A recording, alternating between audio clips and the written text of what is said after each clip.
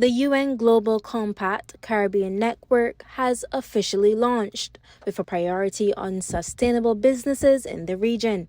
Assistant Secretary General of the United Nations Global Compact, Sanda Ojiambo, says it's critical now more than ever and explained why.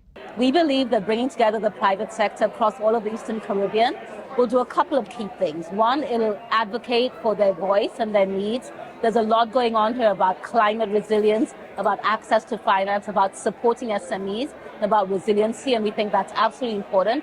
But also, I think, a platform for business leaders and CEOs to talk about sustainability challenges and to progress. Ms. Ojiambo also launched the Sustainable and Supply Chain Program, recognizing the important role small and medium-sized enterprises play in development. You know, SMEs are so critical to the global economy. They create about 80% of the world's business. They employ 60% of all employees, but yet they're most vulnerable. And we saw that. We saw that in the pandemic. We see that every time there's a climate crisis, women and youth get forced out of businesses and can't maintain themselves, their jobs and their incomes.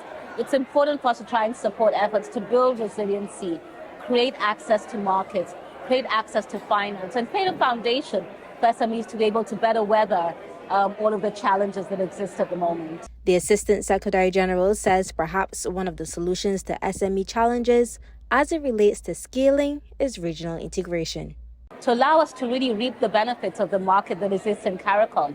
So there's been a lot of talk about the opportunities for integration, for regulatory coherence, for looking at currency issues across CARICOM region, building a market that can really serve the domestic capabilities. Over 32 countries are already members of the UN Global Compact Caribbean Network, and more are expected to join.